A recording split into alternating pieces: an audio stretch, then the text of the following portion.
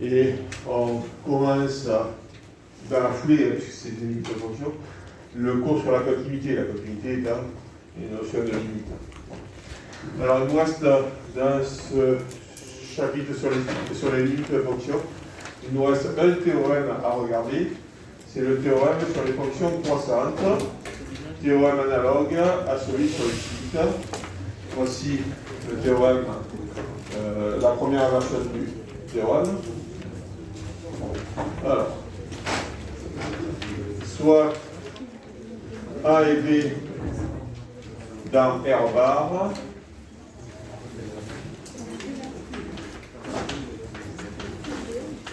tel que A est inférieur ou égal à B et F de AB à valeur dans R croissante.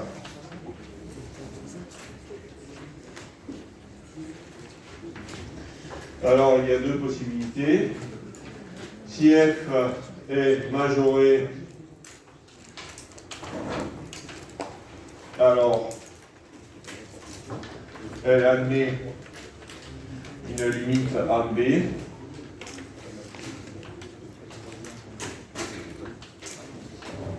qui est la borne supérieure de F sur B.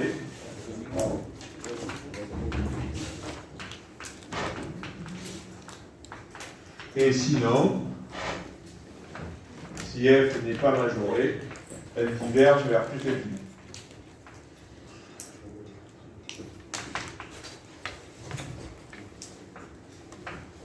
Elle converge, elle avait une limite finie, mais j'ai dit un mot fini.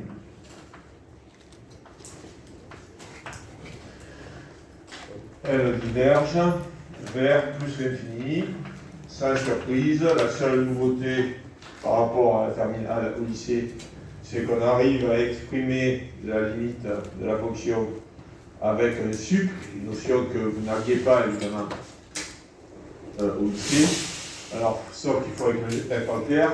Certes, on arrive à donner un nom, enfin un nom, je ne sais pas si le terme, à cette limite, mais en pratique, vous le savez, calculer le sup, c'est assez difficile à soi. Donc c'est un résultat plus théorique qu'autre chose. En fait, c'est pas un résultat qui va nous avancer à grand chose. Alors il faut bien comprendre les notations avant de se lancer dans cette preuve. En fait, les notations, ce sont les notations suivantes. Vous avez une fonction qui est définie entre A et B, qui est croissante. C'est entre A et B ouvert en B. Et la question c'est quelle est sa limite en B? Quelle est sa limite en B? Nécessairement, comme les définis sur AB ouvert, c'est la limite en B à gauche, de fait, puisqu'elle n'existe pas à droite de B. Évidemment, ce dessin, je vous l'ai fait avec A et B qui sont de réels.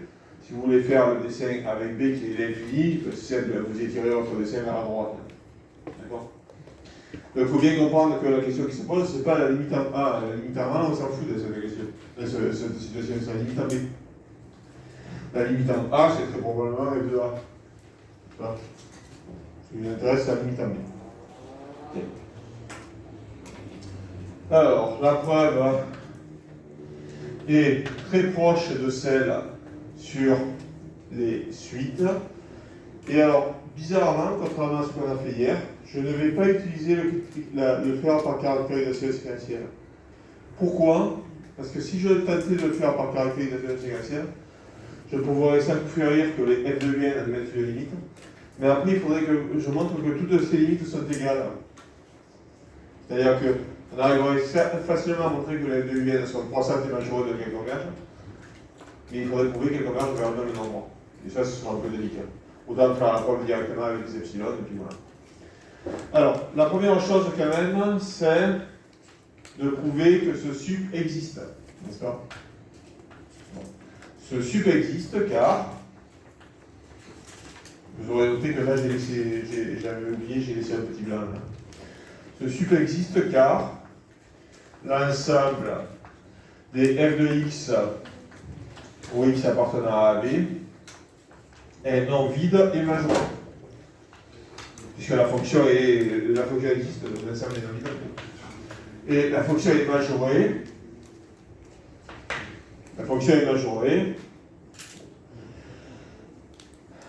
et non vide et majeur, d'un ensemble majeur. Je vais le noter petit l. Et maintenant, je vais montrer que la fonction tend vers L. Parce que x tend vers B. Montrons que limite, parce que x tend vers B de f de x égale L. Je vais montrer que la fonction f converge vers L, puisque c'est que L est en réel. Mais il y a quand même une petite complication. Complication, c'est peut-être pas le terme, mais un petit écueil que je ne peux pas contourner, alors que dans les deux théorèmes précédents, je l'ai contourné. C'est que, comme je n'utilise pas le critère de la caractérisation séquentielle, je vais utiliser la définition de la limite. Je vais retomber dans ah, mais lorsque x tend vers B, B c'est un réel ou c'est plus l'infini? Si c'est un réel ou si c'est plus l'infini, ce ne sera pas la même phrase théorique que je vais faire. Vous sommes d'accord? L, là, il n'y a pas de question. L, c'est un réel. L appartient à R. Donc, vous n'avez pas à faire la disjonction de cas. Est-ce qu'elle vaut plus l'infini ou est-ce qu'elle est un réel? Par contre, B, j'ai fait mon dessin avec B réel, mais on pourrait faire le dessin avec B égale plus l'infini. Vous êtes d'accord? Et donc, en fait, je n'ai pas deux théorèmes à prouver, j'en ai quatre. Tu vois que B est réel ou pas. Je ne vous en prouve qu'un, K, où B appartient à R. Pourquoi est-ce que je vous fais celui-là? Parce qu'il faut bien faire le choix. Mais surtout, parce que le cas où B est plus infini, c'est très très similaire à celui sur le suite. Donc vous prenez suite, vous y arrivez. Maintenant, je dois donc montrer que, quel que soit le strictement positif, il existe un état strictement positif, tel que, quel que soit x appartenant à AB, x moins B inférieur à état, implique f de x moins L inférieur à epsilon. C'est-à-dire, alors, on va traduire cette condition. X moins B inférieur à état, ça veut dire x point C entre B moins état et B plus état. Et f de x moins L inférieur à epsilon, ça veut dire que f de x est coincé entre L moins epsilon et L plus epsilon. Bien. Et alors, il y a deux choses à dire. Ça, ce qui est à gauche, ça se réduit à B moins état inférieur ou égal à x inférieur strictement à B. Ça s'écrit à ça. Ça se réduit à écrire à ça. Pourquoi? Parce que les x, de toute manière, ils sont inférieurs à B. B moins état, B plus état, c'est un intervalle qui est centré en B. Certes, vous ne regardez que des éléments qui sont dans AB. Donc la partie qui est à droite, je vais la assurer, la partie qui est à droite, elle ne peut jamais s'en venir. Nous sommes d'accord? La partie x inférieur à B plus état, c'est automatique, puisque x est toujours strictement inférieur à B. C'est d'accord ou pas? Ensuite, la partie qui est là. Mais f de x, c'est une fonction croissante et L c'est sa base supérieure. Donc ce qui est automatique, c'est que f de x est inférieur ou égal. Qu'est-ce qui est immédiat? Que f de x est inférieur à L. Puisque L c'est la base supérieure sur le dessin. Voici L. F de x est toujours inférieur ou égal à L. Et donc, en fait, ça s'écrit L moins epsilon, inférieur ou égal à f de x, inférieur ou égal à L. L'inégalité de droite est immédiate. Nous sommes d'accord? C'est bon? Si vous voulez, si vous préférez, je vous l'écris comme ça. Soit epsilon strictement positif, c'est quelconque. Quel que soit x appartenant à AB, f de x est inférieur ou égal à b, donc f de x est inférieur à b plus epsilon, ça c'est plié. Tout le truc c'est est-ce qu'elle est supérieure à L moins epsilon. Alors, L moins epsilon, il est ici. On sait que L est la borne supérieure. Ça veut dire quoi être la borne supérieure? Ça veut dire que F de x est inférieur à L. Mais aussi qu'il existe x appartenant à AB, tel que f de x est supérieur strictement à L moins epsilon. Et j'ai pris la pluie.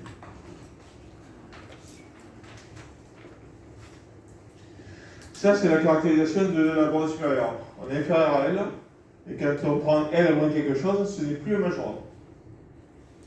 Puisque L moins epsilon n'est plus un majorant.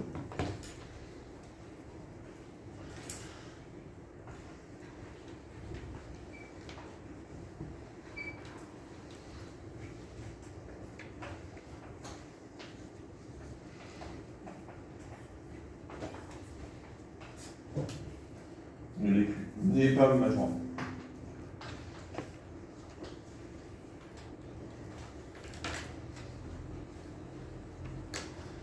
Si ce n'est pas un majorant de F, ça veut dire qu'il y a au moins un élément qui est au-dessus. Il y en a au moins un dans mes notations. En général, quand je note X, c'est que c'est quelconque. Quand je veux bien fixer qu'il est précis, je mets un indice. Sur mon dessin, il y a un x0 tel que il y a un x0 tel que pour f de x, f de x0 est supérieur ou égal à L moins epsilon. Ça d'accord?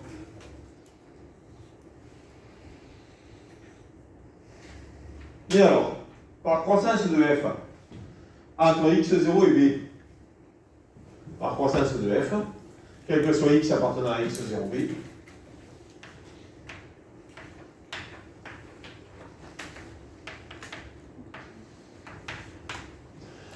f de x est supérieur ou égal à f de x, a fortiori L moins epsilon inférieur ou égal à f de x. Qu'est-ce que je viens de faire? Je viens de prouver une phrase qui n'est pas exactement celle-là. Je viens de prouver une phrase qui ressemble. Ce qui est écrit en violet, c'est légèrement différent. Je dois prouver que pour x supérieur à b moins eta, je vérifie quelque chose. Je vais les prouver pour x supérieur à x0. Ben, il suffit de poser eta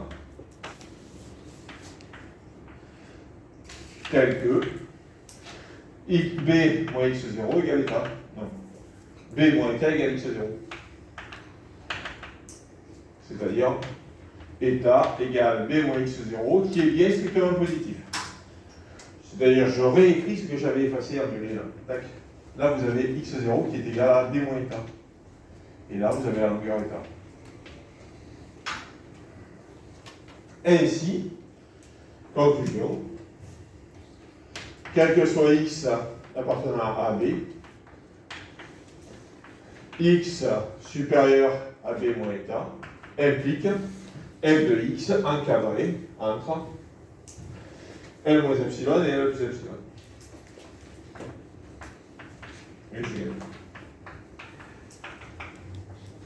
Ceci pour tout epsilon strictement positif.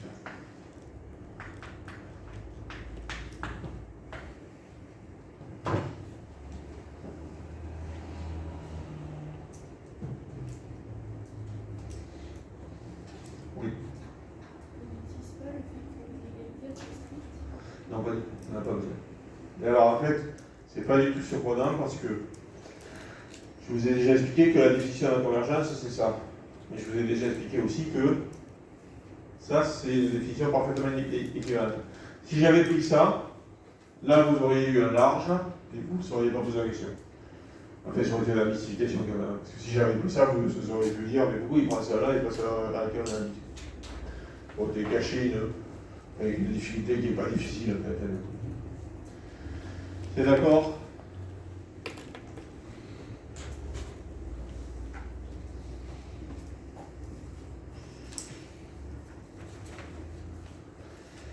Et alors maintenant, il faut faire le cas où f n'est pas majoré.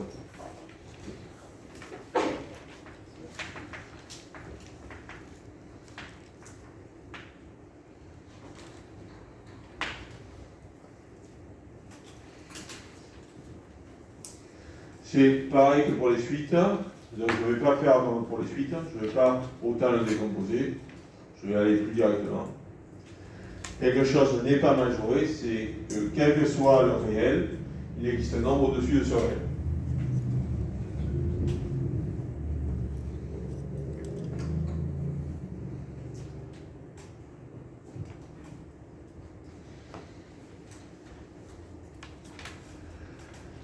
Une fonction qui n'est pas majorée, c'est que quel que soit A appartenant à R,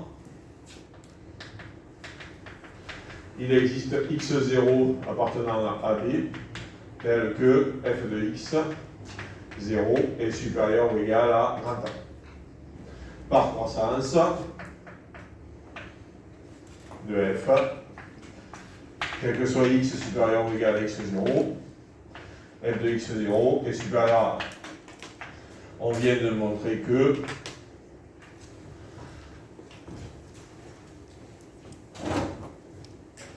quel que soit appartenant à R, il existe x0 appartenant à AB,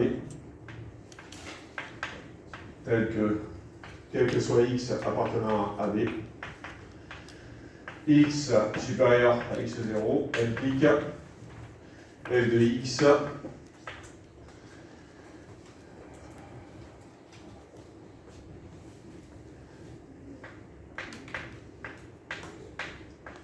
supérieur ou égal à A.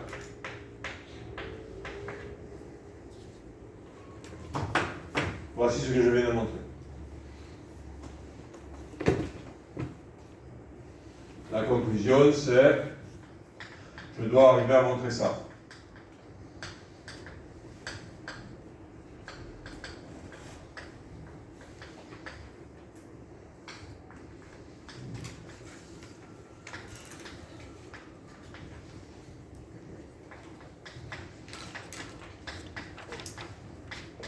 Je vous ai écrit en haut ce qu'on a réussi à prouver et en bas ce qu'on espère prouver. Il n'y avait plus qu'un petit truc à comprendre et on a gagné.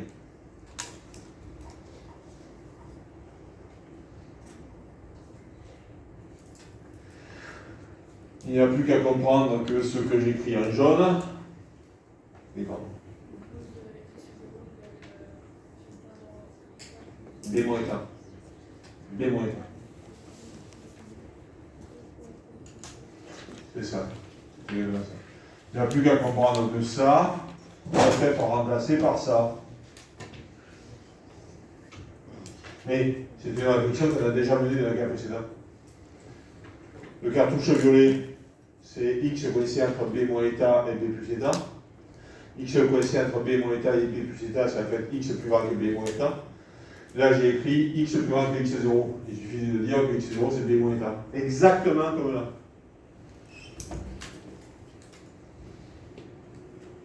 Comme précédemment, en posant état égale b moins x0 qui est ce terme de dit, on a, et j'ai sauté un peu trop de place. C'est exactement la même chose. C'est d'accord? Ou est-ce que ça nécessite une explication? X plus grand que x0, c'est en fait x s'approche de b.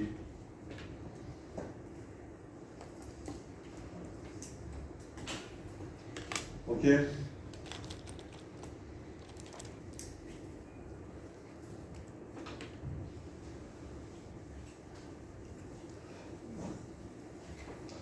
Ça, c'est pour les fonctions croissantes et majorées. Il y a 4 versions en tout de ce théorème. Voici la première. Et je choisis de m'appuyer sur la première pour vous expliquer les 3 autres. Oui. Vous avez laissé un trou ou... Non, c'est que j'ai laissé trop. Je vais passer avoir besoin de plus de place. Parce qu'on a les conclusions. On a la conclusion. On a bien. On fait le plus. Alors, c'est ça que je pensais avoir besoin de plus de place. D'accord? Alors, ça, c'est la version pour les fonctions croissantes et majorées. Il y a immédiatement la même avec les fonctions décroissantes et minorées dessus. J'abrège l'énoncé, corollaire. soit f de AB à valeur R décroissante, elle converge lorsque x tend vers B, si et seulement si elle est minorée, sa limite, et alors la borne inférieure de f de x et sinon elle diverge vers moins l'infini.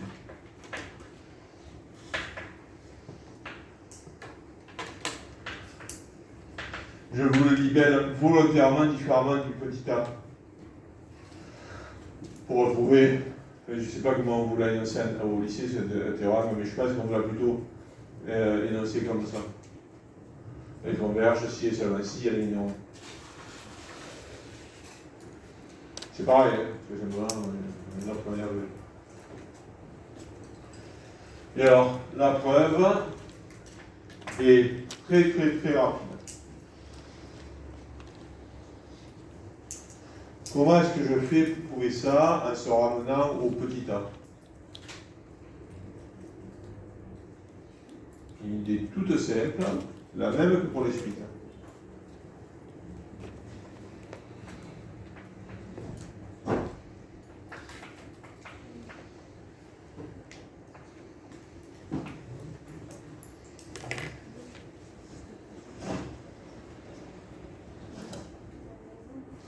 Oui, c'est-à-dire on considère moins 0. On multiplie tout par moins 1. On applique le petit a à moins f. Vous avez une fonction qui est décroissante, son opposé est croissante. Et cette fonction elle est minorée, c'est seulement si moins f est majoré. Puisqu'elle multiplie par moins 1, vous changez vous renversez toutes les inégalités. Vous êtes d'accord?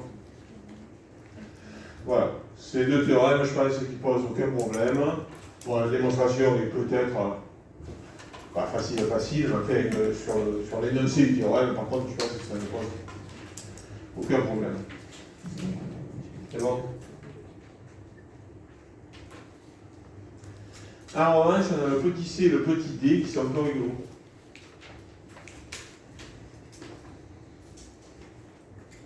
Qui ne sont pas durs, mais il faut y avoir réfléchi une fois pour comprendre ce que c'est pas dur.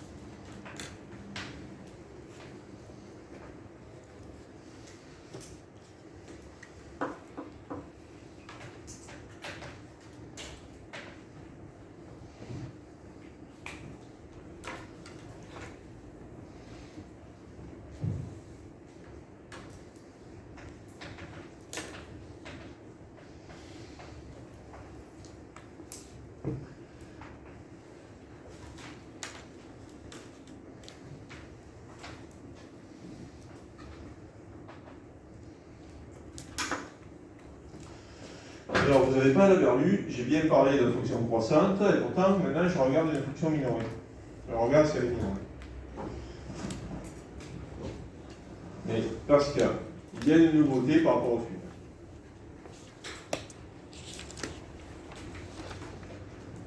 Je refais mon dessin. Là, par contre, j'ai sciemment sauté une ligne. Hein. Il me manque deux formes. Je refais mon dessin.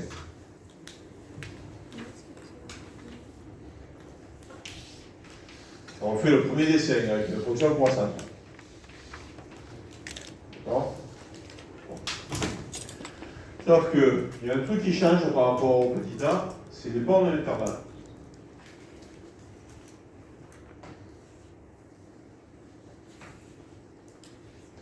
Ainsi, Dans mon dessin, la valeur interdite, potentielle interdite, c'est plus B, c'est A.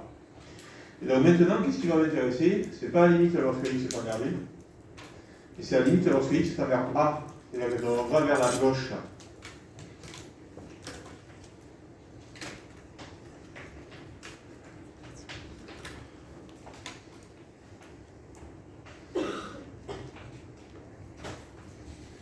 D'accord?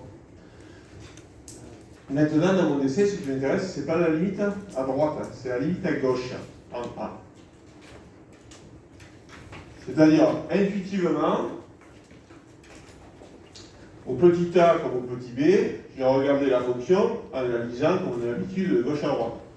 J'ai grimpé sur la fonction. Et maintenant, je regarde lorsque x est envers a.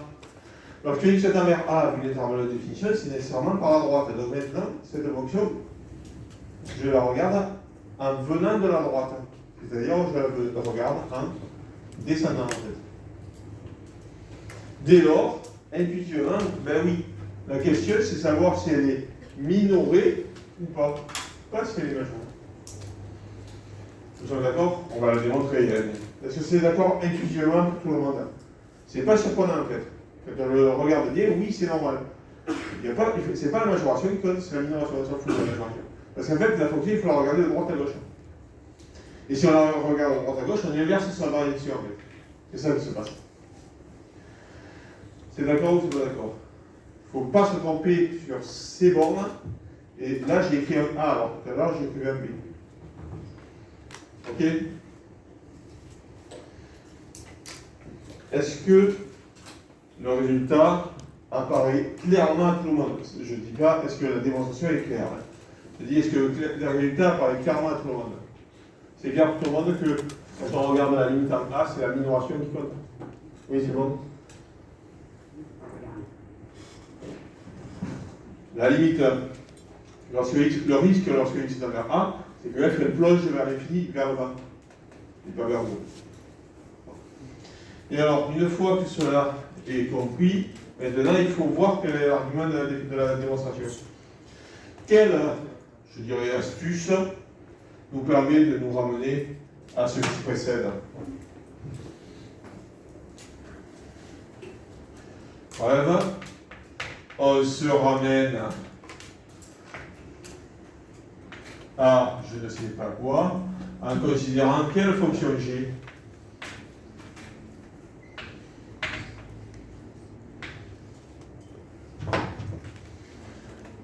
G de x égale f de moins x. Tout à fait. L'idée de regarder la fonction de droite à gauche, ça fait regarder la fonction f de moins x. C'est d'accord? Fait f de moins x ou vous pourriez vous dire f de b moins x ou. Nous sommes d'accord? Voilà. En fait, si vous faites ça, alors il faut faire attention parce que ça va changer complètement l'ensemble de définition. Moins x appartient à AB, si et seulement ainsi. X appartient à moins A moins B. Non, je me trompe en écrivant ça. Je me trompe en écrivant ça. C'est pas moins A moins B, c'est moins B moins A.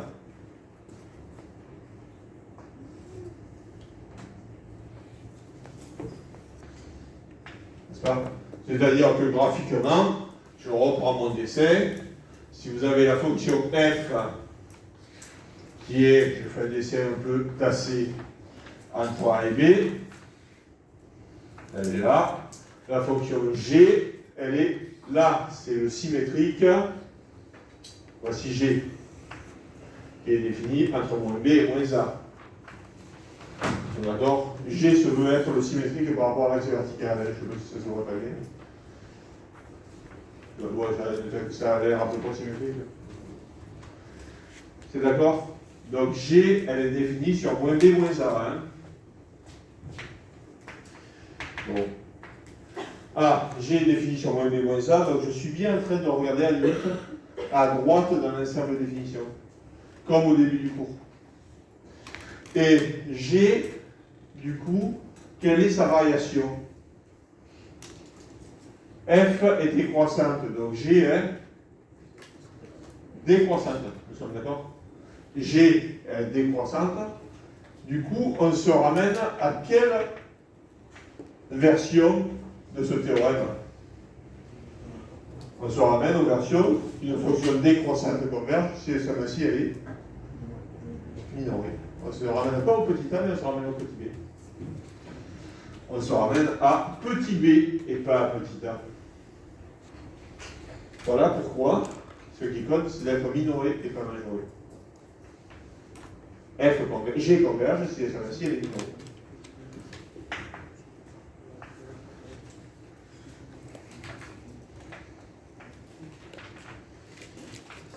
Voilà.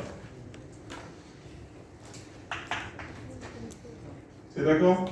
Oui. Si on avait considéré moins G, on pourrait terminer à A. Et si vous considérez moins G, moins F, vous voulez dire? Non, moins G parce que. Ah, alors si vous considérez moins G, vous ramenez à petit a. Oui. Parce que ça redevient croissante, vous avez raison. D'accord. Si vous posez G égale moins F de moins X, vous ramenez à petit a. Tout à fait. D'ailleurs, si j'avais fait l'ordre des A, B, C, D autrement, donc c'est ce qui aurait fallu de passer. C'est bon pour tout le monde? Et la dernière version du corollaire,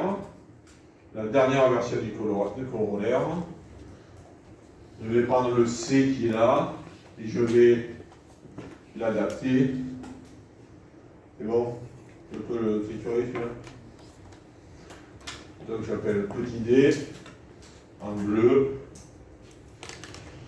Alors, si f, donc maintenant je la suppose décroissante. Et maintenant ça va être majoré.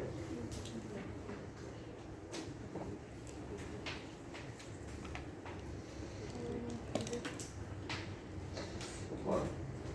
C'est d'accord pour tout le monde? C'est bon?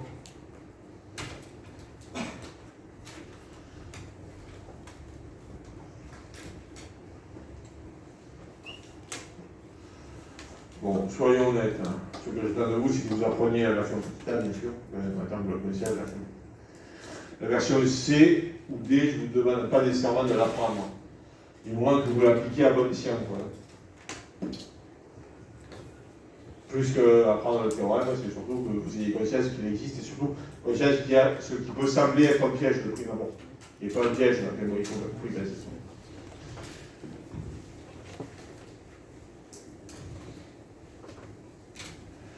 Voilà. Et il n'y a pas de théorème analogue aux suites adjacentes. Voilà, on a fini les grands théorèmes sur les limites de fonction. Maintenant, on va passer à la continuité qui est en fait un cas particulier de limite de fonction. Bon, continue.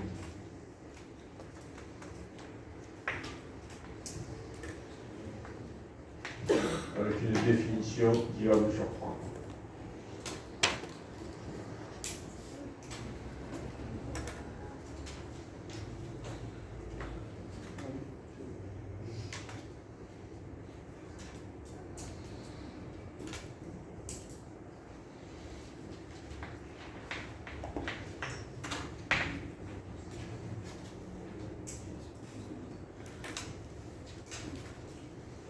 Oui.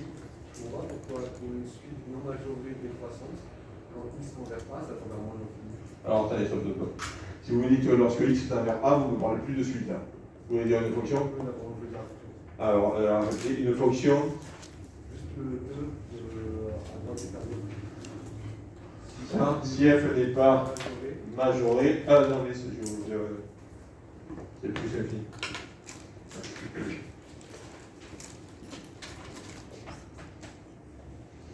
Plus infini. Vous avez raison, je vous dis ça.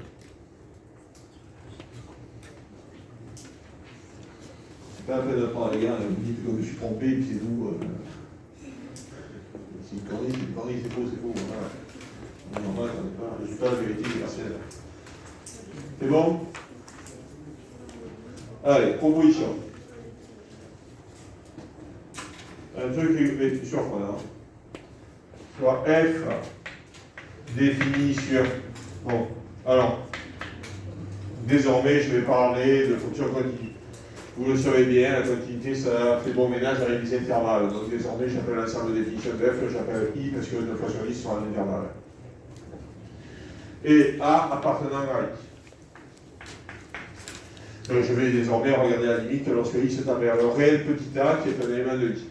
Et la continuité en plus d'infini, c'est une notion qui n'existe pas. La continuité, c'est lorsque i se tend vers 1, vers 3, vers 7. Si f converge en A, alors sa limite est f de A. Définition. Une fonction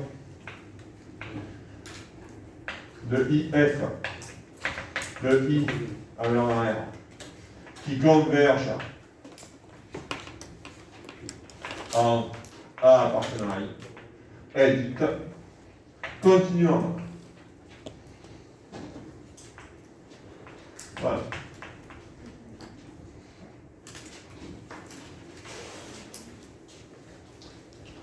Ça veut dire quoi? Ça veut dire que si vous prenez cette fonction, que vous faites un trou, je dirais, artificiel, bon, évidemment, ça va surprendre personne, cette fonction, elle n'est pas continue en A. Mais en fait, cette fonction, elle n'admet pas de limite en A. Cette fonction n'admet pas de limite en A. Vous avez tous envie, je pense, de dire que, mais si, là, vous avez le A, là, on a clairement quelque chose que je vais appeler L, et si, voyons, cette fonction, elle tend vers L en A. C'est faux. Elle ne tend pas vers L en A. Elle tend vers L en A à gauche et en A à droite, mais pas en A. Alors pourquoi? Eh bien parce que quand vous regardez la limite à gauche ou à droite, par exemple, quand vous regardez la limite à gauche, vous regardez F restreinte à moins l'infini A ouvert. C'est-à-dire que quand vous regardez la limite à gauche, vous prenez un intervalle et pointé, c'est-à-dire vous retirez A de l'ensemble de définition. Vous sommes d'accord? Si vous retirez A de l'ensemble de définition, ça veut dire que sur mon dessin, vous faites ça. De ça, bien sûr, mais même vous faites ça. Alors là, oui, là, c'est L qu'on a vu. Et si vous fermez, si vous contenez A, ah non. Cette fonction, elle n'est pas de limite. Ah. Oui? Ça veut dire que la limite, c'est F de A?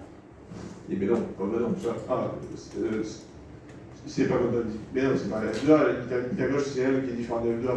Si elle avait une limite, sa limite à gauche serait aussi F de A. Ça, non. Et ça, je pense que c'est pas comme ça limite. Ce qui ne peut pas être intuitif, c'est dire que ça, cette fonction, elle n'est pas de limite en A.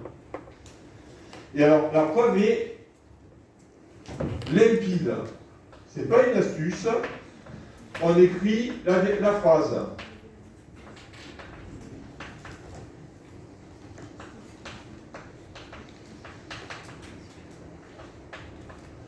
F, elle vérifie ça.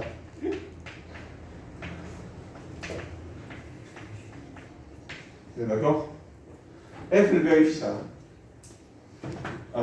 En notant L sa limite. Je dois montrer que L égale F de A. Donc je dois montrer que je dois conclure par donc L égale F de A.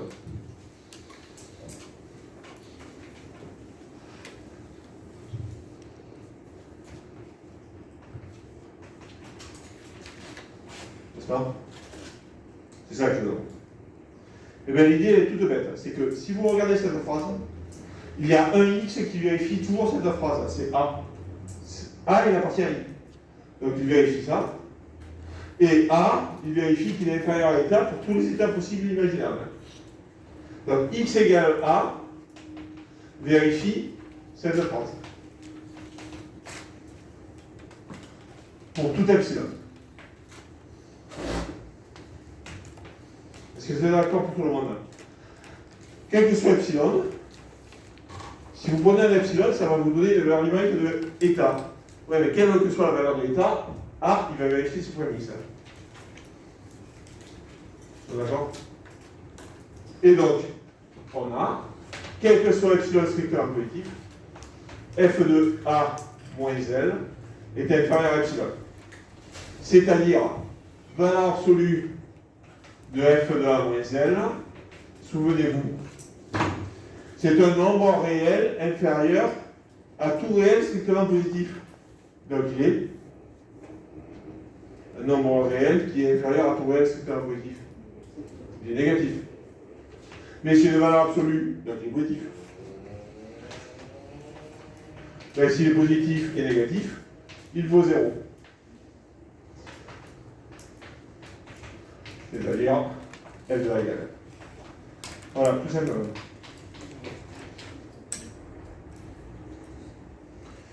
Apparemment, je disais que c'était limpide, mais apparemment, ça ne savait pas trop. Alors, je vais vous proposer une autre explication. C'est pas limpide. Je vous laisse noter, je vous propose une autre explication qui sera encore plus claire, c'est bien si vous savez comprendre. Donc, grosso modo, il y a ceux qui ne vont pas comprendre la première illustration, il y a ceux qui ne vont pas comprendre la deuxième, et il y a ceux qui ne vont pas comprendre la première ni la deuxième, et il y a plus qui ne comprendront pas que c'est la même chose. Vous aurez 2 semaines pour récupérer. Oui. C'est ça. Si f converge en A, alors sa limite est f de A. Si f converge vers L, alors sa limite c'est L égale f de A. Non. Cette fonction n'a pas de limite. Mais dans le type de théorème que je dois prouver, c'est que si f admet une limite, cette illustration, c'est justement le cas où la proposition n'est pas vérifiée. Donc oui, si ça vous chagrine, je reprends mon illustration avec la vraie valeur. Alors, une autre explication, c'est par les suites. Par composition de limite, par caractérisation séquentielle.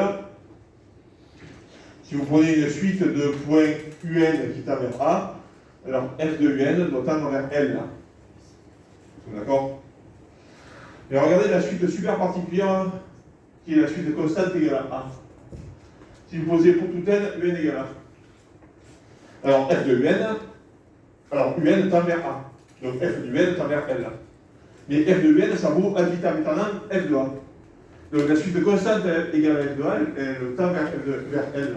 Donc L égale f de A. Ça c'est plus parlant ça? Ouais, c'est plus parlant ou c'est moins parlant? Ouf. Ouais. Bon, ouf. Non, c'est pas plus parlant. Je vais même l'écrire, je connais ça. Et bien, ça fait preuve 10. Preuve 1, c'est le deuxième point en fait. Preuve 2. Considérons la suite.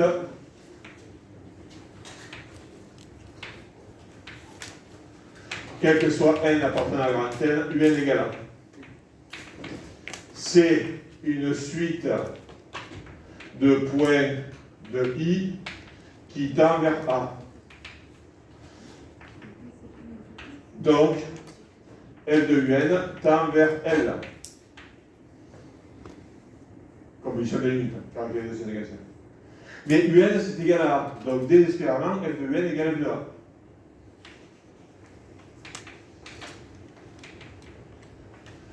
F de un, c'est une suite de constantes égale à f de A. Les suites de constantes, ça converge vers la valeur. Donc elles convergent vers f de A. Par l'unicité de la limite, elle égale f de A.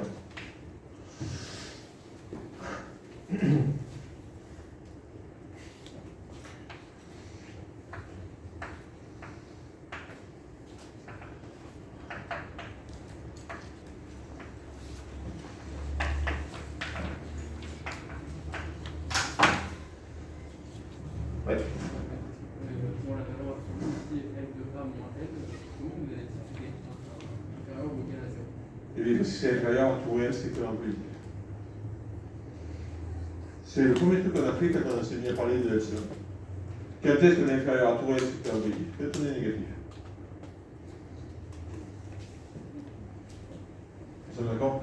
Et je vous avais promis à cette époque que on utiliserait cette propriété pour prouver que certains nombres sont nuls. Et voilà, on l'a utilisé. On l'a déjà utilisé avant. Oui. Bah ouais. C'est bon? Et alors, qu'est-ce qu'on vous a déjà raconté? Pourquoi est-ce qu'on vous a déjà parlé de limite à gauche et de limite à droite? Et pourquoi est-ce que, je pense que vous avez déjà rencontré le théorème qui vous dit qu'une fonction est continue en A si et seulement si elle admet une limite à gauche, une limite à droite, et que ces deux limites sont égales à L2A. Et alors, est-ce que c'est pas contradictoire avec ce que je viens de vous dire? Est-ce que le et ces deux limites sont égales à L2A n'est pas en fait inutile? Alors, non, ce n'est pas inutile. Pourquoi ce n'est pas inutile? F est continue en A, c'est celle-ci, elle admet une limite à gauche, une limite à droite, qui sont toutes les deux égales à L2A. Le qui sont toutes les deux égales à L2A n'est pas inutile parce que, quand on vous parle de la limite à gauche, oui. Par exemple, la partie entière. La partie entière n'est pas continue. Oui, alors à la partie entière, vous êtes en train de dire que ce qui n'est pas inutile, c'est de dire qu'ils sont toutes les deux égales. C'est vous avez raison. Mais moi, ce que je vous dis, c'est qu'ils sont toutes les deux égales, équivalent F de A. C'est le équivalent F de A qui pourrait sembler inutile et qui ne l'est pas. Pourquoi est-ce qu'il ne l'est pas? Oui, ça. Cette fonction, elle a mis une limite à gauche, une limite à droite, équivalent L, mais elle n'est pas continue. Pourquoi? Parce qu'à nouveau, la limite à gauche et la limite à droite, c'est avec A exclu, privé de A. C'est bon? Bien. Alors maintenant, déboule tous les théorèmes. Remarque. Je ne vais pas vous les prouver, parce que c'est des théorèmes sur limite. La somme de deux fonctions continues est continue. Pourquoi? Parce que la somme de limite, c'est la somme de la limite et la somme. Le produit, pourquoi? Parce que le produit et limite, c'est la limite du produit. La composée, pourquoi? Parce que la composée de limite, on a appris à la calculer. En fait, tous les théorèmes usuels sur la continuité, ce sont en fait des théorèmes sur la limite. On remarque la somme, le produit,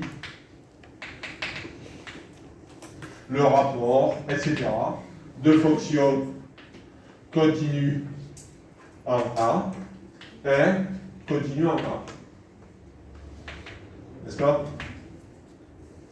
C'est clair pour tout le monde ce théorème?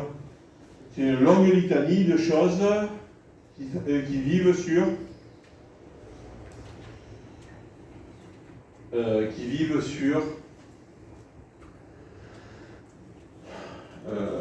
la somme de limites. Et puis deuxièmement, une remarque, en fait une définition. Une fonction est dite continue sur I lorsqu'elle est continue à un tout point de vue.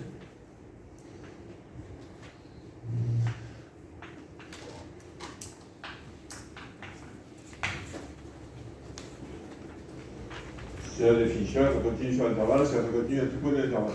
La continuité, c'est une définition évidemment ponctuelle, ça.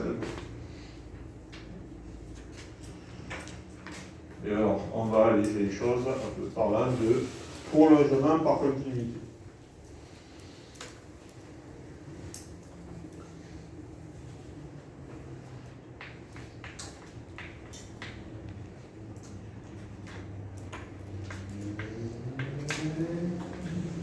Je parle de prolongement par continuité sur un exemple.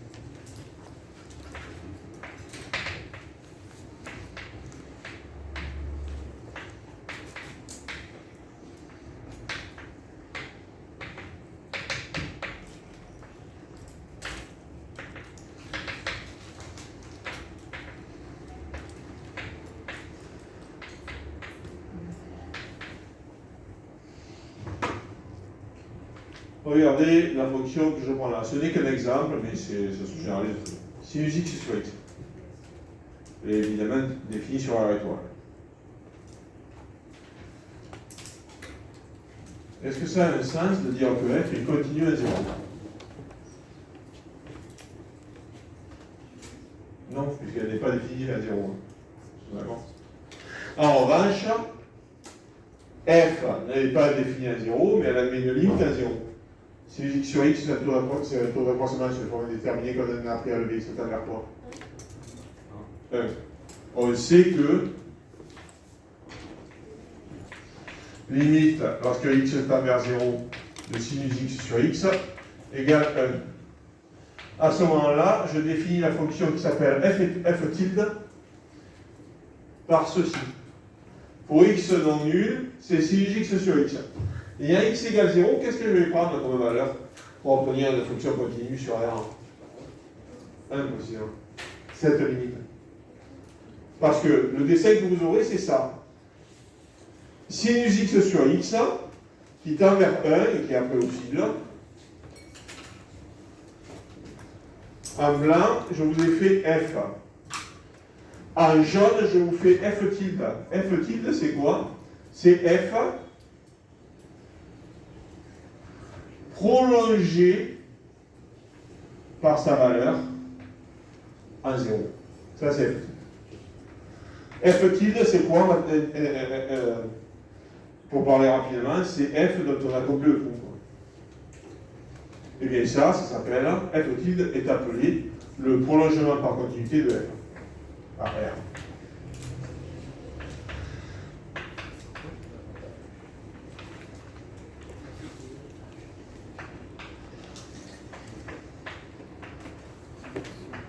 Et alors, attention, ça ne marche que parce que f tilde admet des limites finies. Hein.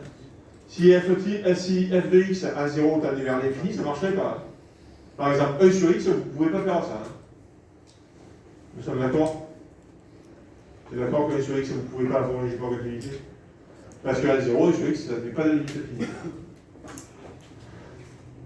C'est clair pour tout le monde ou vous voulez que j'écrive la théorie? Je pense que la pratique, c'est beaucoup plus parlant. C'est bon?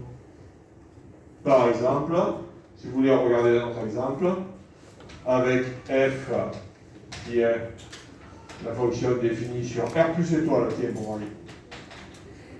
Alors dans R, qui a x associe ln de 1 plus x sur x.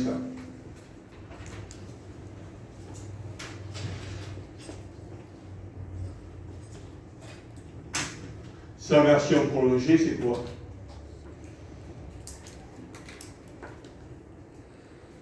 La question qui se pose, c'est à nouveau à 0. Parce que x tend vers 0, ln de x sur x tend vers... Non, pas vers 0. Vers... Les 3 ou 4 formes déterminées qu'on a écrites en septembre, là, ou en octobre, je ne sais plus, elles tendaient toutes vers 1. Et donc, si vous voulez regarder ce tilde, c'est ça. Hop, ça c'est R+.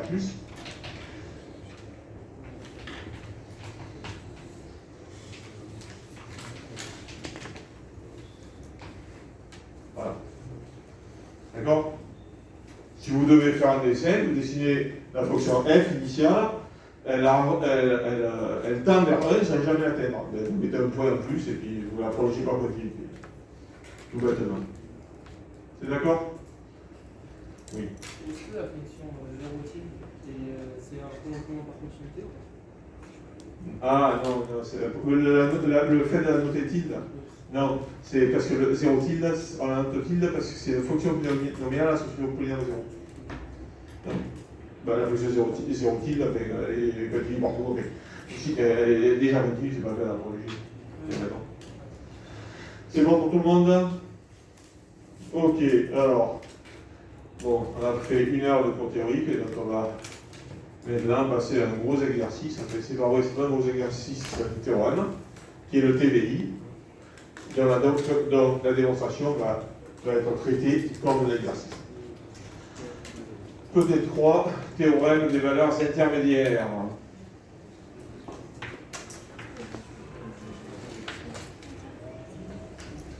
Alors, vous le savez, le théorème des valeurs intermédiaires, il a plein d'avatars. On va en écrire un. Et surtout, on va le démontrer.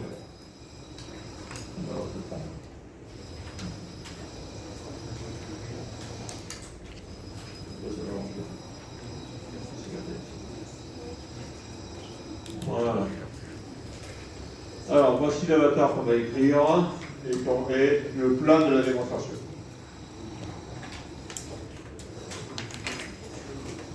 J'ai écrit le théorème.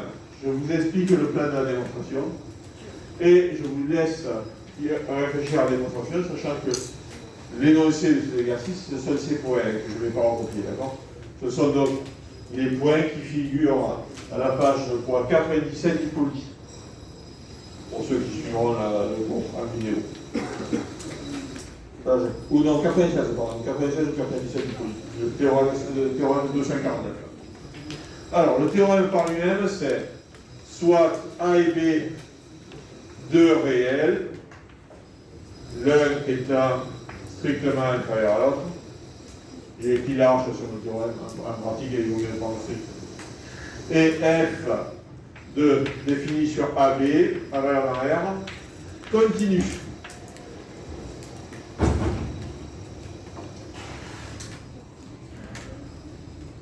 On suppose que F change de signe, c'est-à-dire en l'occurrence, je vais supposer que F de A est négatif et F de B positif.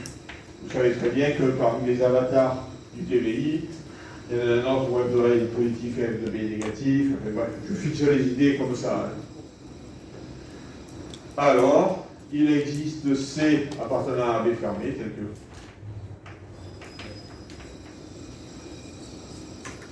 F de C égale 0. Le théorème est valeur intermédiaire.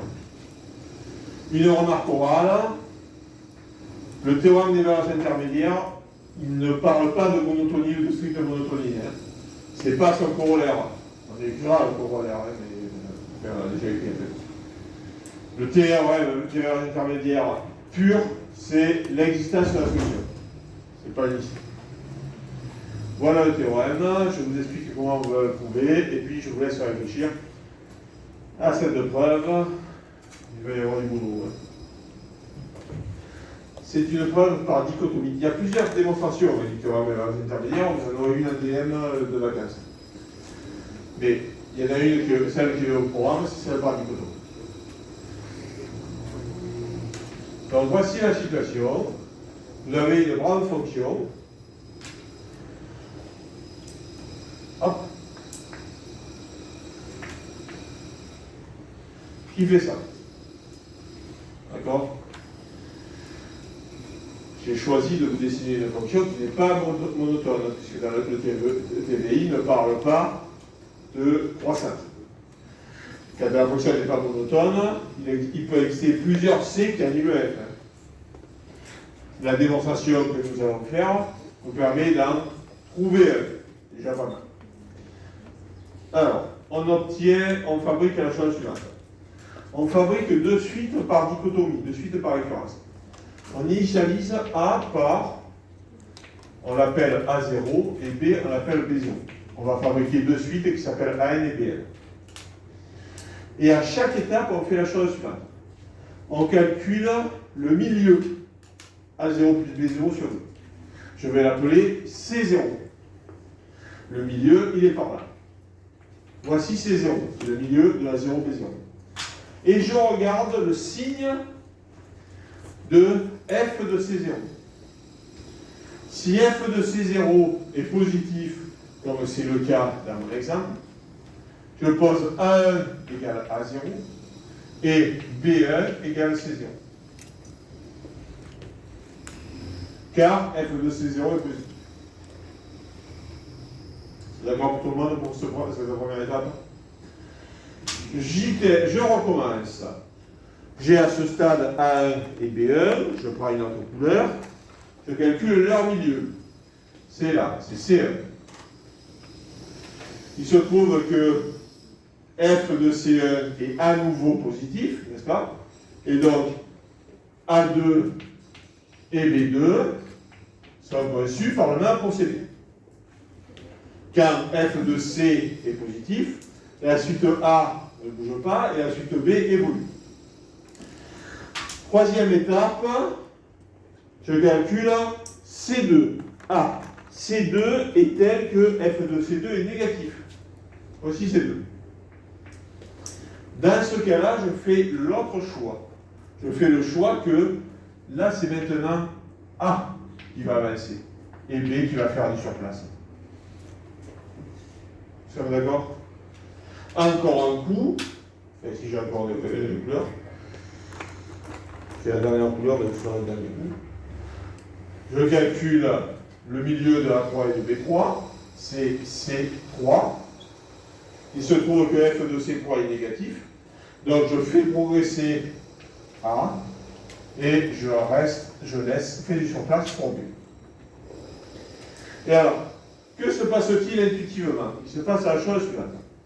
Je vous dis intuitivement, et en fait ça va être l'objet de la démonstration.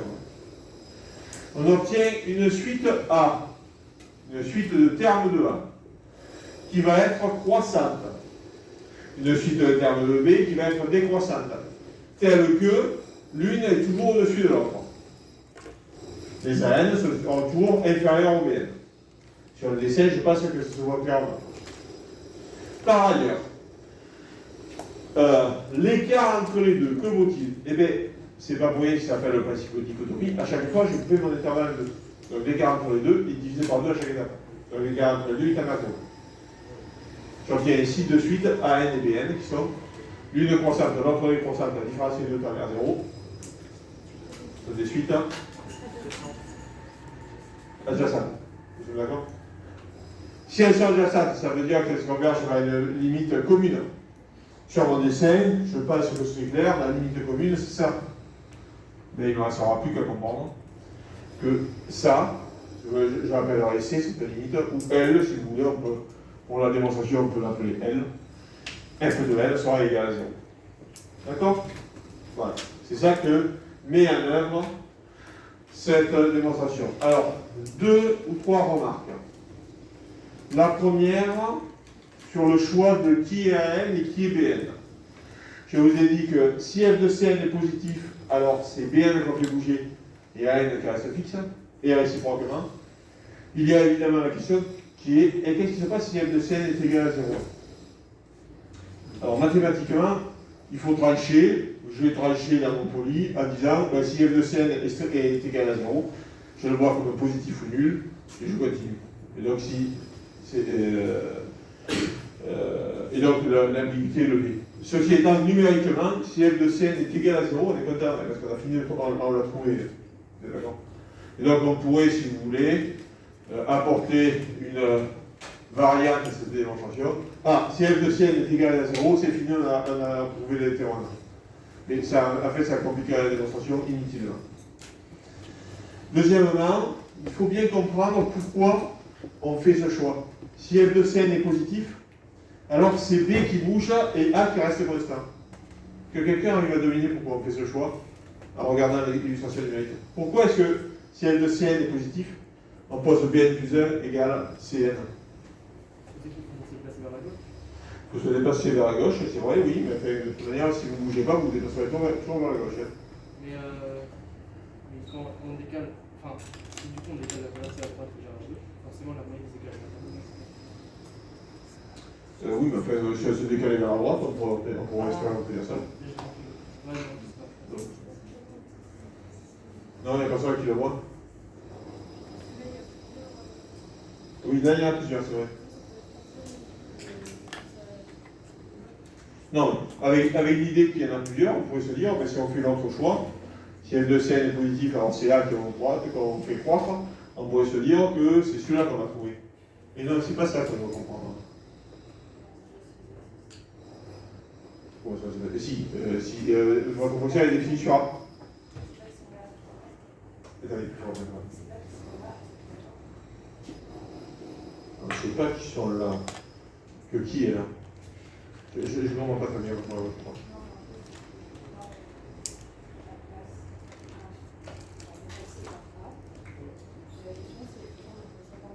Oui, c'est ça, voilà. Parce que C il est supérieur à 0, il est aussi Oui, voilà, c'est ça. la valeur inférieure. C'est ça, voilà, c'est ça. En fait, pourquoi est-ce qu'on fait, si f de Cn est positif, pourquoi est-ce qu'on pose Bn plus 1 égale Cn, de sorte que les f de Bn, ils seront toujours positifs. Et que les f de Rn, au contraire, ils seront toujours négatifs. C'est ça notre but. En fait, nos suites vont vérifier ça. Ça, c'est f de A0 et f de B0 sont de certains signes. Mais ça, ce sera vrai, on va le démontrer pour tout n. C'est ça qui fait qu'on fait ce choix. Allez, on travaille. Donc, vous suivez l'énoncé il est là. Petit 1, montrer que la suite de termes général Bn moins N est géométrique et résout de I. Petit 2, montrer que la suite N est constante et que la suite Bn est constante. Et voilà quoi. Allez, au travail.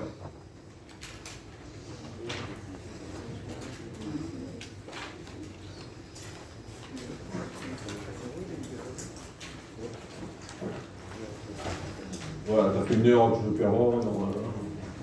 Vous devez avoir pas le vol, il faut que vous réfléchissiez par contre. Alors, il faut que ça s'appelle. Ah, mais c'est. Ah oui, il y a aucun outil pour tout faire. Ah oui, c'est vrai, je l'ai mis, c'est vrai. Oh, bon, je l'ai. Ouais, il y a quand même quand j'ai ça s'appelait freeze, ouais. Freeze, voilà. Ça a frisé ou pas? Il n'est pas frisé. Il n'est pas frisé. Ah, il est pas dans l'endroit. C'est pas obligé. Il y a le point dans l'endroit, c'est bon.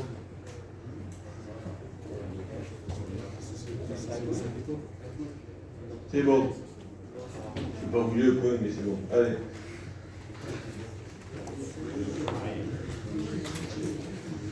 Alors, qu'est-ce qu'il y a? Bordet, bien sûr, on va aussi Barbero, Bernardin, Bénard, Garé, Monchal, Moussel, Bernano, Cabas, Riche, Blondier, Vétilleul, Guérantin, Farsetti, Franco, Gadel, Verdun, Modeste, Brandel, Guillaume, Lili, l'homme Naro partiel, Michel, là, Terce, Pierrot, Pierson, Rico, là, Royer, Saïs, Pato, Vadalini, Rocher, et deux, c'est ça. Il y a quelque chose de ça.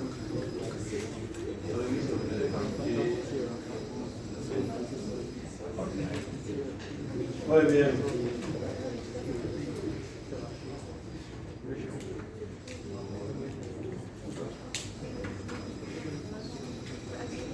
C'est super, je peux faire le fixe, peut-être vous parlez.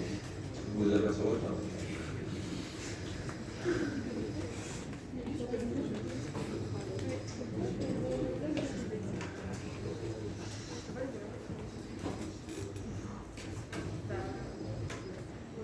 Moi, ça a déjoué.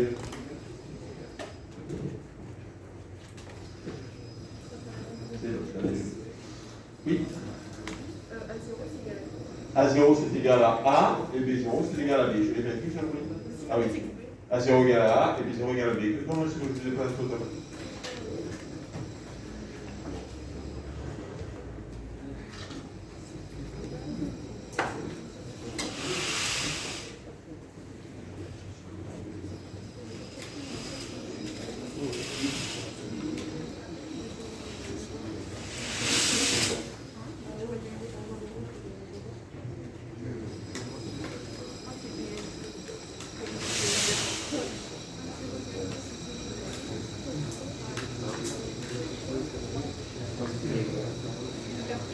En particulier à l'intérieur des canaux.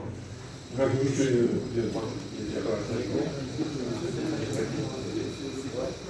en particulier à l'intérieur des Il doit être juste particulier. Ouais, c'est bien. Allez.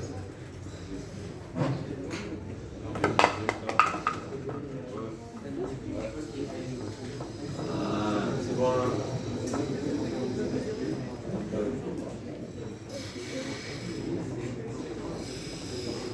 Voilà, et là vous les voyez.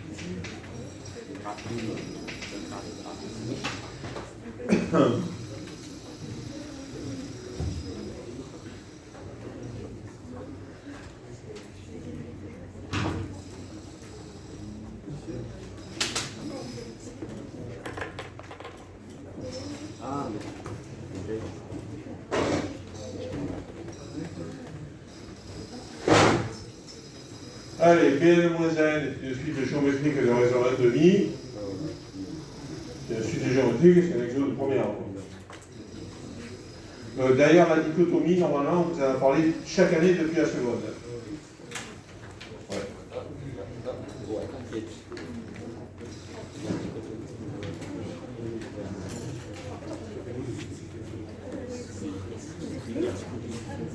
C'est étonnant, parce que c'est des questionnements. La première, c'est Bn-N et géométrique.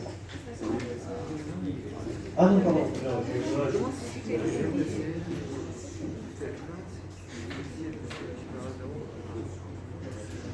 Donc, c'est une suite, ce sont deux suites récurrentes, donc quasiment la moitié des propriétés vont évidemment se trouver par récurrence. Attention, ce n'est pas une récurrence double, hein. Ce sont deux suites récurrentes simples, hein. C'est pas pareil. Et puis, il y a pour la récurrence deux cas à traiter, et donc dans quasiment chaque démonstration, il faudra faire une disjonction de cas. Ça va être un type de démonstration assez répétitif. Enfin, assez répétitif, je sais pas. Par exemple, je vous dis ça, et je vous laisse réfléchir. Pour la première question, vous voulez montrer que Bn moins n est géométrique. Vous voulez montrer que Bn plus 1 moins n plus 1 pour une demi de Bn moins n. Et voilà, Bn plus 1 moins n plus 1, vous devez le calculer. Il y a deux possibilités. Dans le premier cas, ça vaut je ne sais quoi, et dans le deuxième cas, ça vaut autre chose. Et au final, ça doit. Les deux cas doivent réussir à donner Bn moins n. Il y a quand même une disjonction de cas. D'accord? Déjà, le fait que ce soit des paroles par récurrence, ben, c'est des suites récurrentes. Et puis qu'il y ait une disjonction de cas, ce sont des suites récurrentes que ça définit avec une disjonction de cas. Donc, voilà, il n'y a rien de génial. Allez. Alors, oui.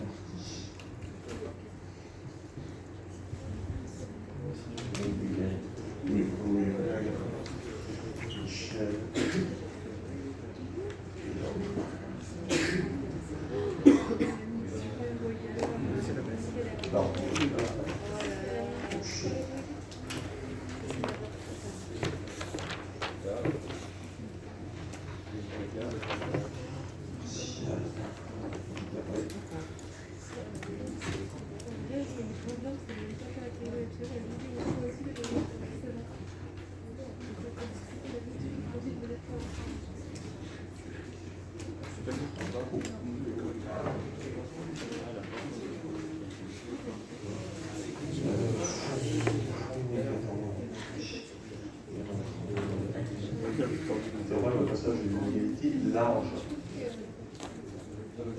C'est faux.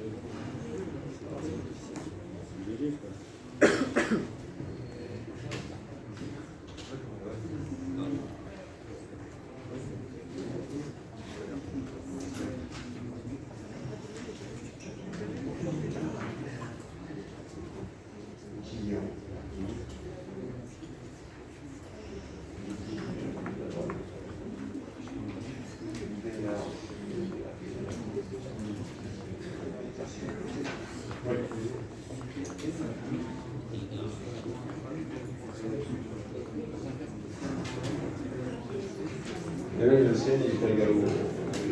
Il change de. Mais ça marche vraiment.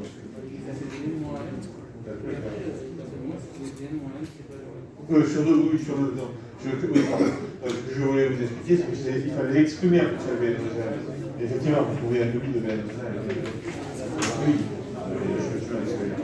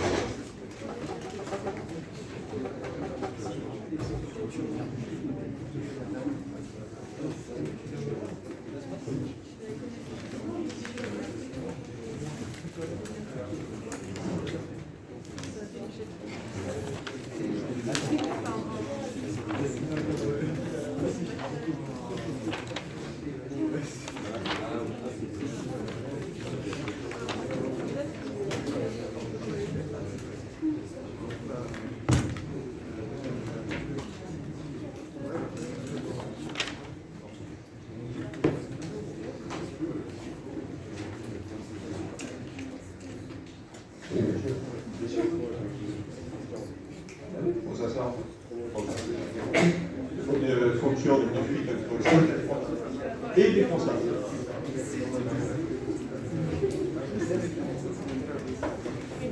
Et oui, des rendez-vous.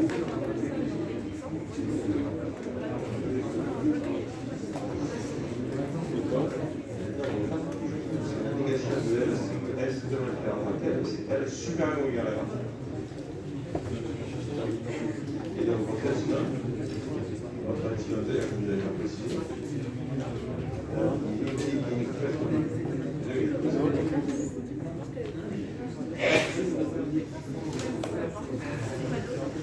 Parce que je parle de FDCN.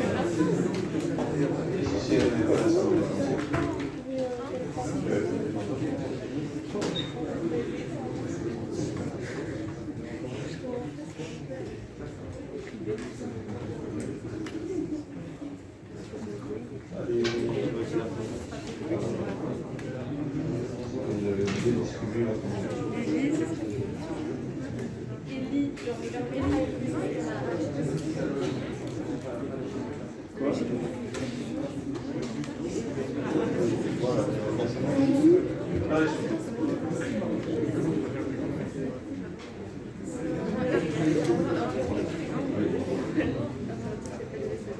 Bah, bien sûr.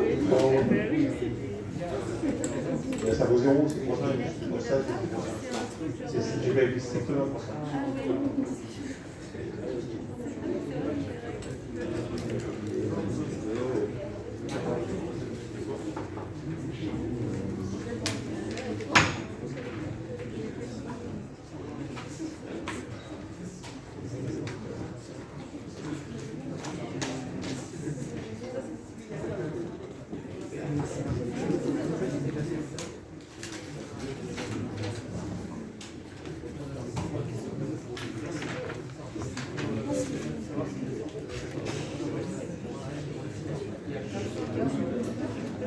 Non, que le cas.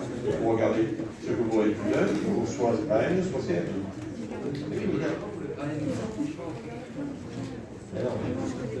Ah, le deuxième, vous regardez en fonction de N. Et ici, c'est juste ce que vous faites. Bon, là, c'est juste. C'est que vous décalez tous les deux notre temps. Vous pouvez vous contenter de décaler que N.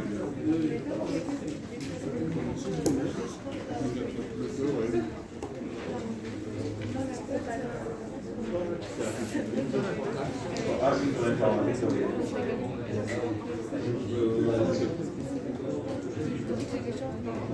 On parle de l'intervalle AB. On parle de l'intervalle AB, c'est quand même public. On parle de l'intervalle 0, on parle de 0. F est définie sur AB. Si vous prenez rien, on appelle A, c'est de gauche, et B, c'est de droite. Allez, je fais les deux premiers points et je vous laisse réfléchir à la suite. Il y a quelque chose que je n'ai pas encore commenté, je vais le faire maintenant, c'est le sous-réserve d'existence que j'ai écrit là.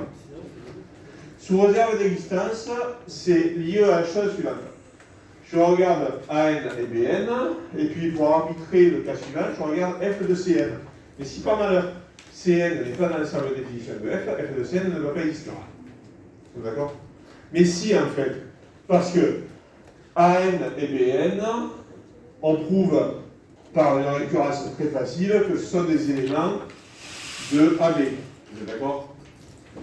A0 et B0 sont dans AB. Supposons que AN et BN sont dans AB. CN, c'est quoi? C'est le milieu de AN et BN. Mais un intervalle, ça apporte un intervalle, ça a des propriétés qui s'appelle la convexité. Quand vous avez deux points qui sont dans l'intervalle, leur milieu, il y a encore. Vous êtes d'accord? Donc CN est entre AN et BN. Comme AN et BN sont dans AB, CN est bien dans AB. Donc le sous-réserve d'existence, c'est bon. CN est bien un élément de AB. Ce qui permet de définir CN plus 1 et AB plus 1 et CN plus 1. Vous sommes d'accord? Bien. Ceci étant dit, regardons ce que vaut Bn plus 1 moins An plus 1. Il y a deux cas possibles. Bn plus 1, le premier cas, c'est Cn et An plus 1, c'est An. Et l'autre, c'est Bn moins Cn. Et oui, mais Cn moins An, en fait, si vous faites un dessin, ça vaut mieux que le calcul que vous menez, même si en fait c'est juste, le calcul est juste. Cn, c'est le milieu de n du segment ANBN. Cn moins An, c'est cette longueur. Et Bn moins Cn, c'est cette longueur. Et bien, puisqu'on a appelé le segment 2, c'est bien la moitié de Bn moins An. Ce que le calcul va confirmer, bien sûr. Hein. Mais c'est pas miraculeux. Hein. Cn moins An, c'est An plus Bn sur 2 moins An, c'est-à-dire An plus Bn moins 2An, c'est donc Bn moins An sur 2. Et dans l'autre cas, c'est Bn moins An plus Bn sur 2. Là, c'est 2Bn moins An moins Bn, donc c'est bien Bn moins An, c'est bon. Et donc, la suite, dans tous les cas, quel que soit n appartenant à grand n, An plus 1 moins, non, Bn plus 1 moins An plus 1 est égal à Bn moins An sur 2. Donc c'est bien une suite géométrique de raison 1,5 et de premier terme, B0 moins 0. Conclusion, on a bien quel que soit n appartenant à grand N, Bn moins AN est égal à B moins A sur 2 plus Sn. Et en particulier, l'énoncé de la preuve le met en exergue, en particulier, on a bien que ça c'est positif.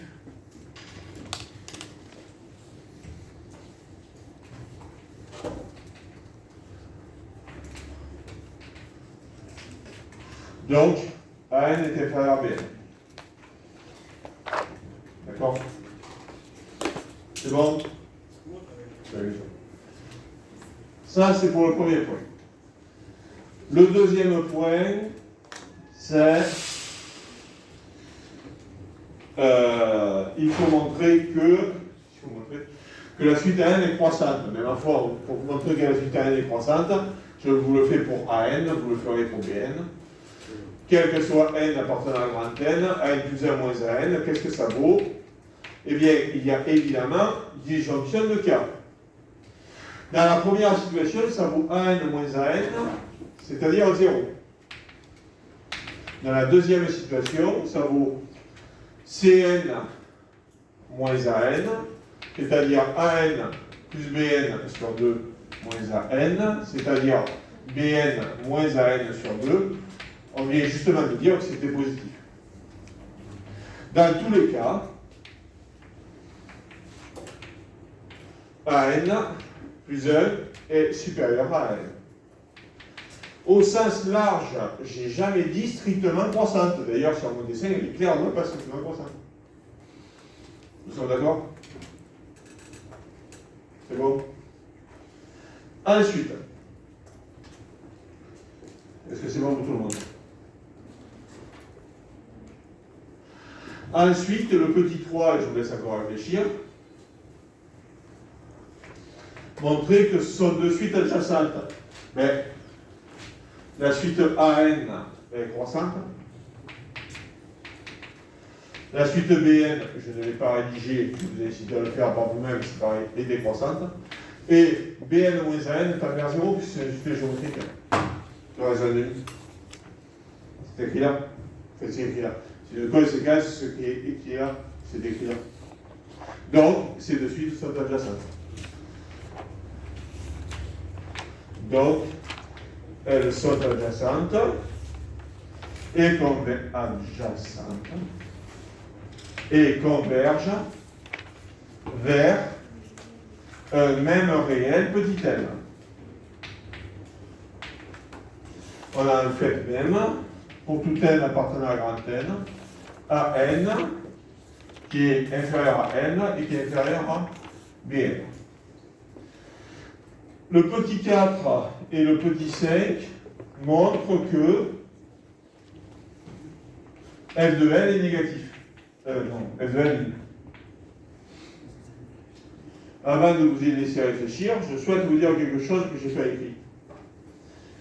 Ah si, je l'ai écrit, tiens. Oui, si, je l'ai écrit. Pour parler de f de L, il faut s'assurer que L est bien dans l'ensemble de définition de f, c'est-à-dire dans la B. Qu'est-ce qui, au tableau, va me permettre de dire très facilement que L est entre A et B? Qu'est-ce qui, au tableau, permet de dire que L est entre A et B?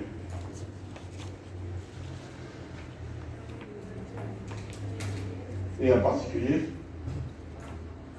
entre A0 et B0. La suite A, elle est croissante. Donc elle est plus grande que son premier terme, A0 qui voit. Et la suite B, elle est décroissante.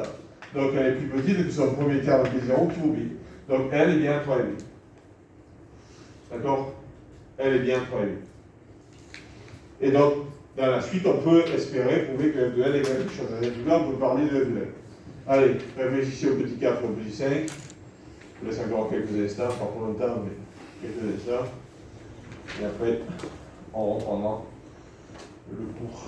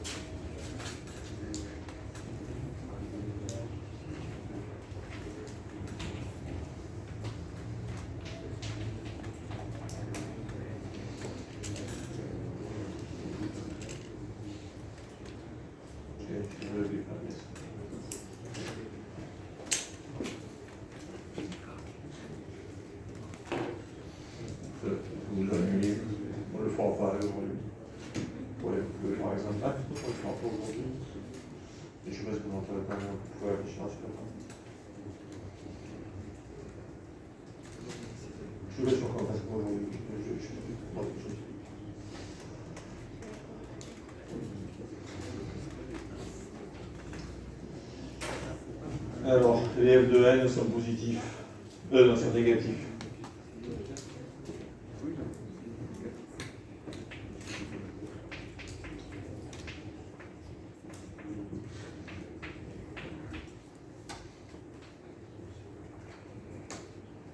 C'est ça que vous devez trouver. Et f de Bn est positif.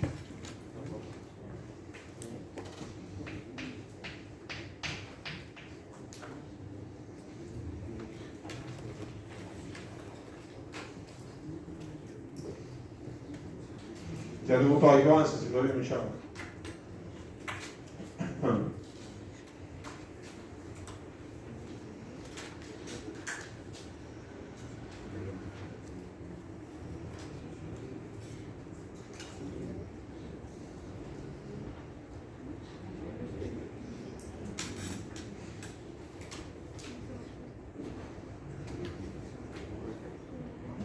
Non, mais c'est pas grave. F de n, ça se fait par récurrence. Vous regardez ici, F de n plus n.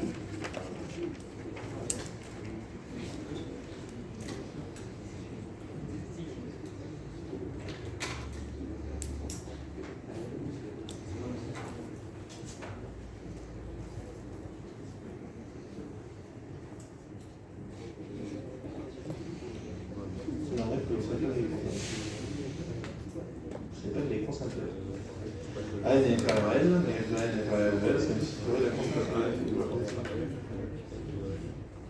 Après, vous la connaissez, non, c'est pas, elle n'est pas concentrée, elle n'est pas obligatoire. Là, c'est un dessin que j'avais fait, on le voyait.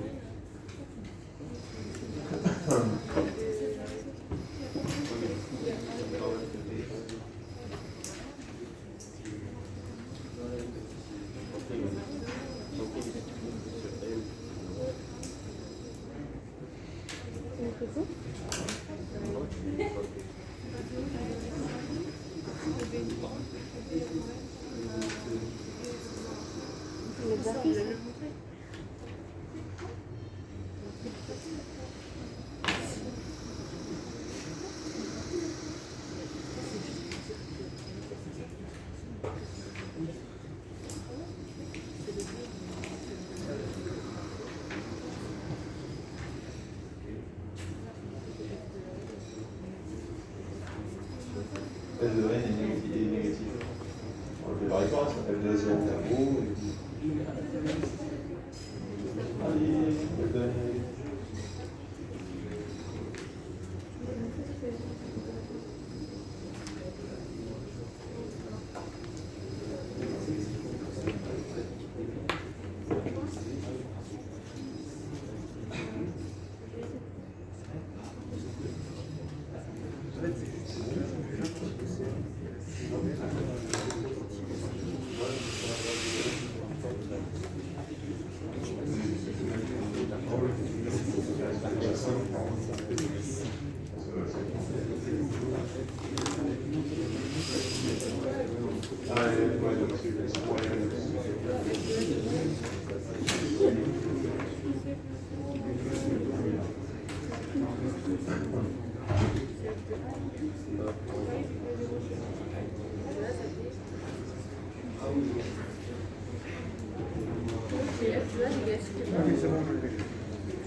Négatif par définition.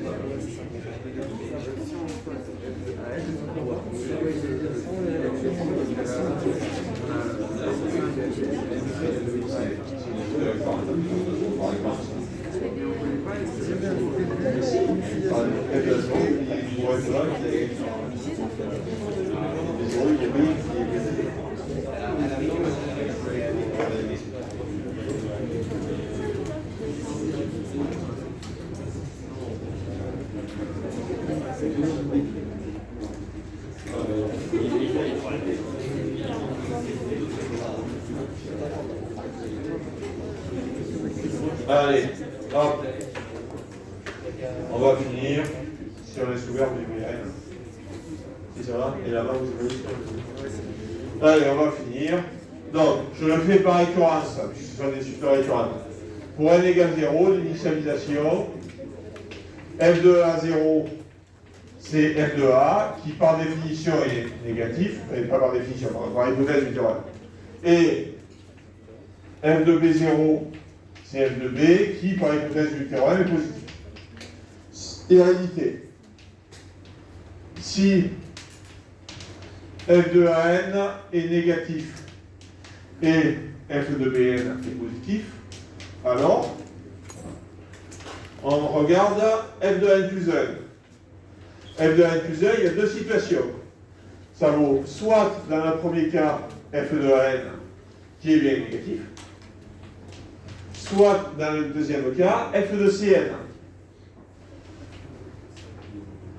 Mais dans le deuxième cas, on est justement dans le cas où f de Cn est strictement négatif, qui est strictement négatif dans le deuxième cas. Et donc, dans tous les cas, f de n plus 1, il vaut soit f de n qui est inférieur ou égal à 0, soit il est strictement inférieur à 0, dans tous les cas, il est inférieur ou égal à 0. Et f de Bn plus 1, ça vaut soit f de Cn, sauf que dans le premier cas, c'est positif, soit f de Bn, qui est positif par hypothèse de récurrence. Donc, f de Bn plus 1 est positif. Conclusion. Mais pourquoi f de Cn est strictement positif de type 0? En fait, on doit regarder qui est n plus 1 et qui est Bn plus 1. n plus 1, c'est soit AN, soit Cn. Quand c'est AN, quand est-ce que c'est AN? Quand f de Cn est positif. Et quand est-ce que c'est Cn plus 1? Quand f de Cn est strictement négatif. Conclusion. f de AN est négatif. Et AN tend vers L par continuité de f. C'est le seul moment où on le rencontre. F de AN tend vers f de L. C'est la seule fois que la continuité le sert. Par passage de l'inégalité large à la limite, f de L est négatif.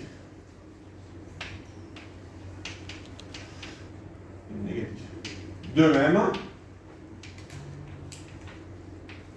f de Bn tend vers f de L, donc f de L est positif.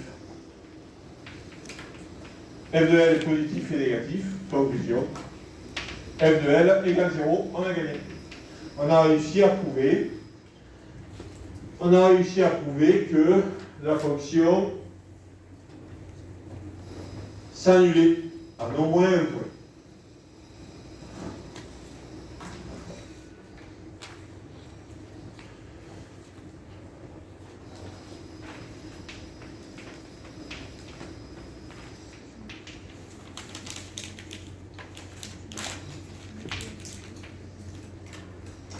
Voilà.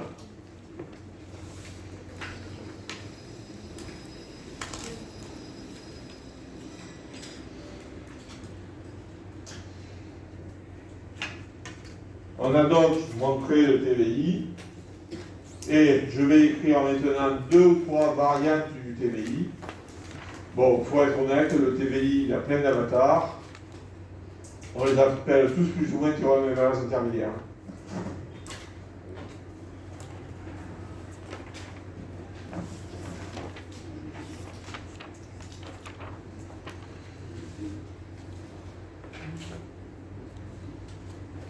Alors, une première variante, c'est ça.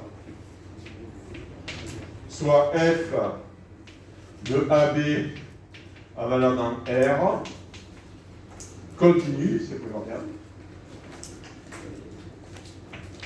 Et soit K une valeur entre f de A et f de B.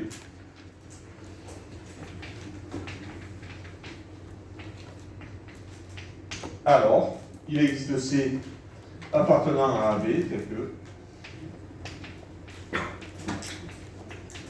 K égale F de C. C'est en fait ça, le vrai théorème intermédiaire, c'est ça. K entre F de A et F de B, entre c'est intermédiaire. Intermédiaire, c'est-à-dire que c'est entre. Ils sont d'accord? On considère K une valeur entre F de A et F de B. Alors, l'équation k égale f de x admet au moins une solution sur AB.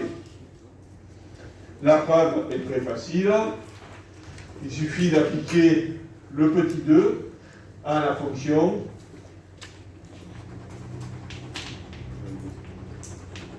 on applique le TVI à quelle fonction?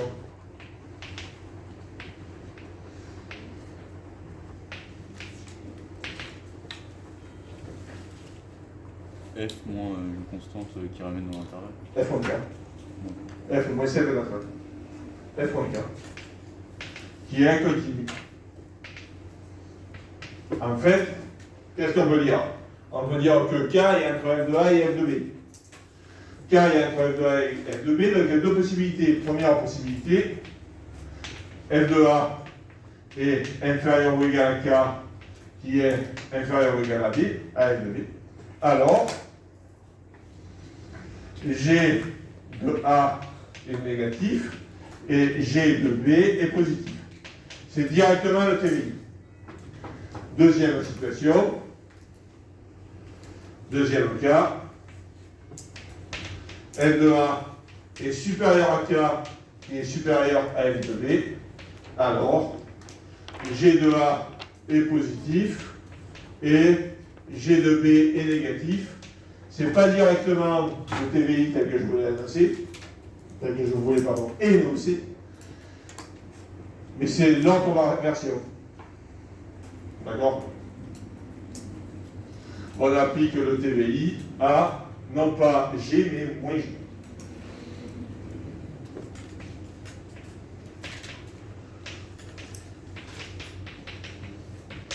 Qui, elle, va respecter l'énoncé que je vous ai donné.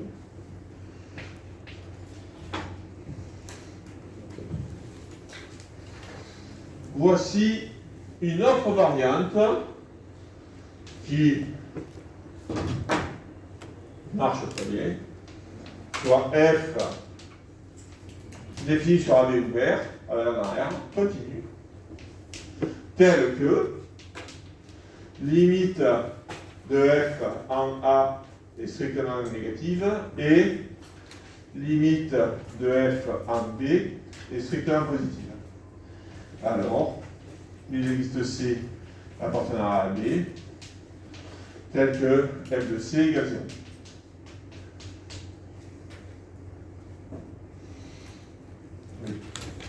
Oui. Ben, en fait, on prend. Parce que le TVI tel que je voulais énoncer, si on résout l'équation, j'ai dit que c'est égal à 0.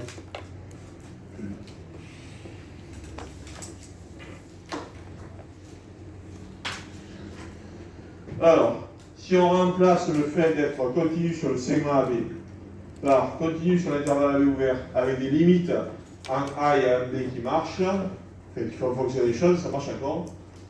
Alors attention, par contre, cette deuxième variante, il y a une subtilité. Si la limite est strictement positive ou strictement négative, ça ne marche pas avec.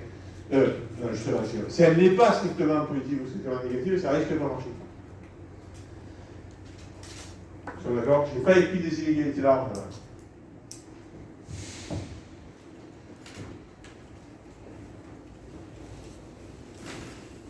Je n'ai pas écrit des inégalités larges parce que, vous prenez par exemple, si vous mettez des inégalités larges, ça devient fou. Vous prenez la fonction 1 sur x entre 0 et plus l'infini, elle vérifierait cette hypothèse. Pourtant, ça ne veut pas.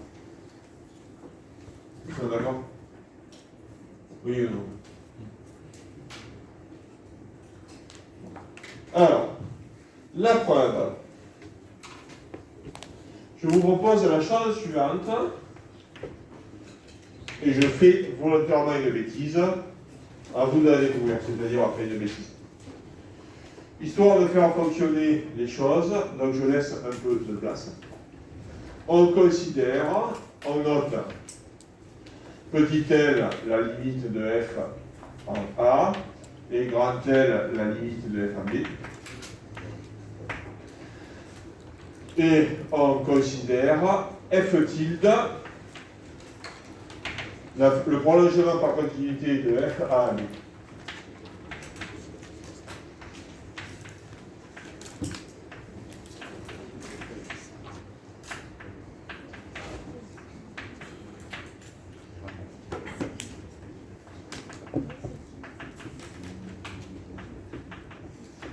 C'est-à-dire, je considère ce dessin-là, j'ai un dessin similaire au dessin habituel du TVI.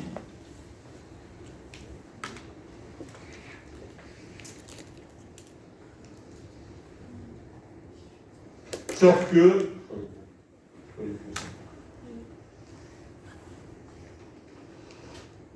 que, au lieu d'avoir des valeurs de bras de valeurs entre A et B, le dessin du TVI, je peux vous le faire habituellement comme ça, avec des valeurs en A et B qui sont effectives, qui sont l'examen. Là non, je suis en train de supposer que F est défini sur un B ouverte. Et donc, d'une manière peut-être un peu artificielle, je suis en train de vous faire ce dessin-là. Vous êtes d'accord? Et ce que je vous propose, c'est de regarder non pas F, mais de regarder le dessin que j'avais fait initialement, c'est-à-dire de prolonger F par continuité. Avec F tilde. Et on applique le TVI à F tilde. F tilde est continue sur AB, on lui applique le TVI.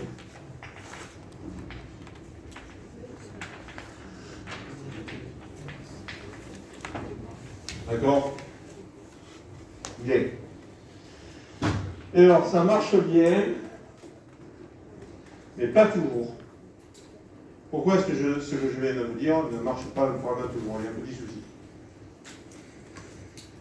Il y a un petit souci là-dessus. C'est pour ça que j'ai laissé un petit peu de place. Le prolongement par continuité, il marche bien, mais pas dans toutes les situations. Si ce n'est pas des limites finies. Et c'est pas seulement ça. Si petit L et grand L ne sont pas finis, si grand L est plus infini par exemple, ça ne marche pas du tout. Il n'y a pas que ça. Vous avez raison, mais il n'y a pas que ça.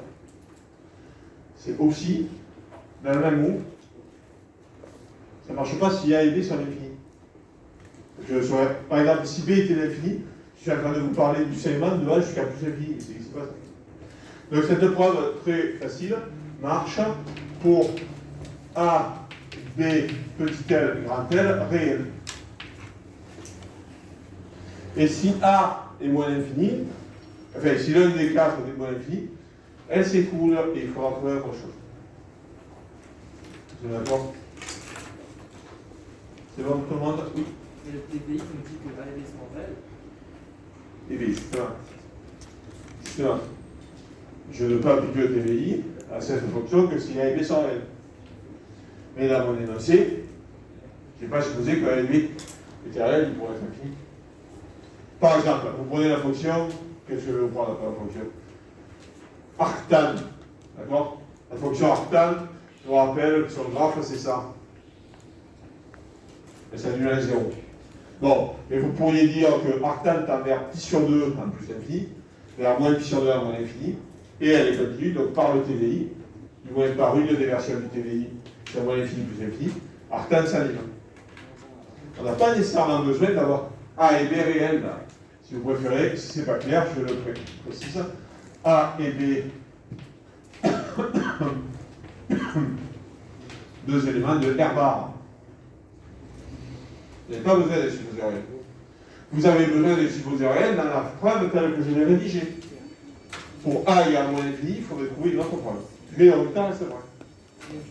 C'est le corollaire. Enfin, même si c'est le corollaire du TVI, les A et B, on pourrait les changer. Mais non. C'est que là, je suis en train de vous écrire un théorème qui a sa vie propre. Ah, ok, c'est pas. Ok, j'ai compris.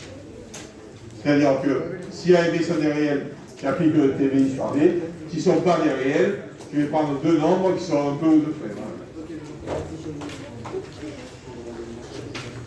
Voilà. Allez, à demain.